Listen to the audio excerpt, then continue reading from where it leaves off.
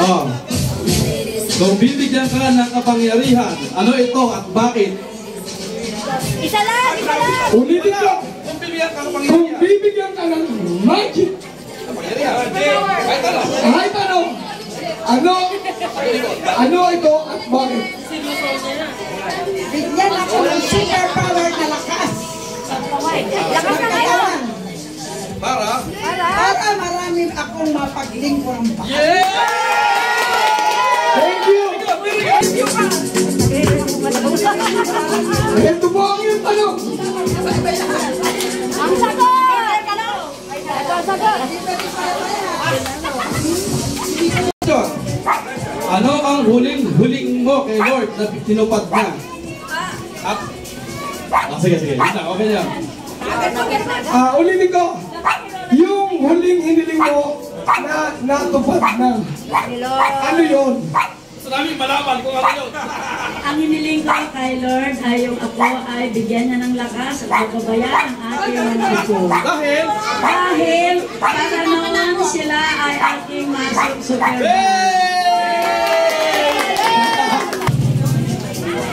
Medyo nagtitiryoso na po ako.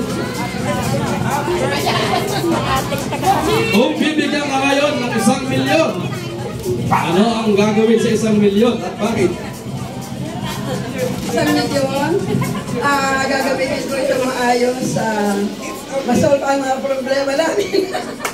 Kasi yun lang. Dahil umiikot ngayon ang kasalukuyan namin. Alam niyo na yan.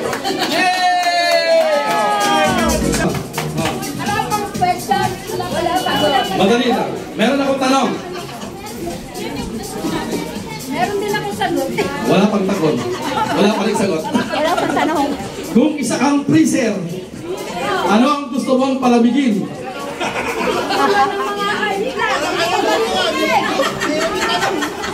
Ito kung palamigin ang ulo ng mga taong makikinitin ng ulo. Bakit? Wow! Bakit? Para maging kalmado, peace, payapa ang Alam mo yun tayo lahat! Happy birthday to you! Happy birthday to you! At dahil birthday mo ngayon, ito ang tanong. Ano yung tanong? Mayroon akong tanong. Ano ba yun? Parang kilala ko yung vlogger na yan. Ano po yun?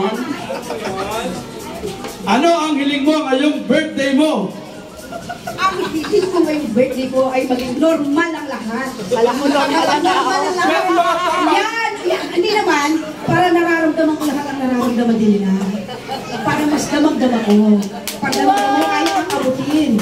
Alam niyo, tandaan niyo ha, dapat lagi tayo naaabot. Kahit saan tayo makarating. And I! Thank you! Yes, yeah!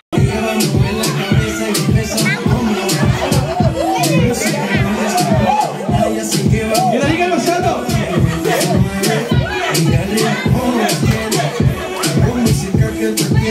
Okay! Shout out po sa next candidate.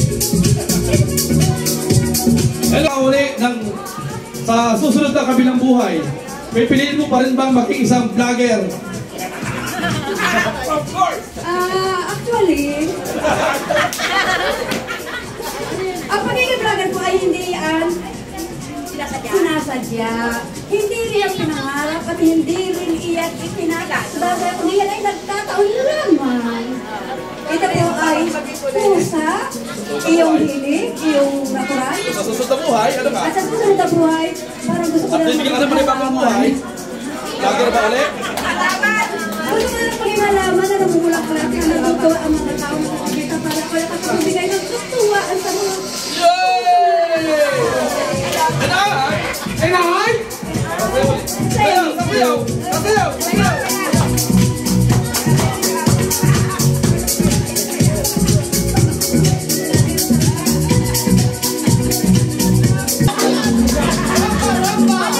May tanong! May tanong. Wait, akala mo yung mga contestant yung mga may edad lang. Start na ako sa 22 years old. Okay, maghintay. Kung bibigyan ka ng pagkakataong mamili, pipiliin mo pa rin bang maging bunso? Labing-anim tayo. Kung pipiliin kang may karapatan kang mamili o mamuhay muli sa labing-anim, pipiliin mo pa rin bang maging bunso? Bakit at bakit hindi? Maraming salamat sa napakagandang katanungan. At ako'y may handang sagot po dyan. Kung ako'y papangarap muli, bibiliin ko ba maging bunso? Of course, kung ang nanay ko si Florencia Bautista pa rin. Wow! Ang ganda naman po ng sagot. Parang mahirap kontrahin yung sagot. DTI Representative 43782294. Sino ang nanalo? Sasagot, sasagot. Pantay!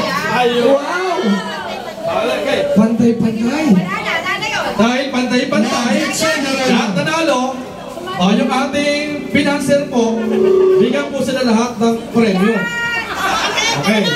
Walang natalo eh. Lahat po bibigyan ng premyo.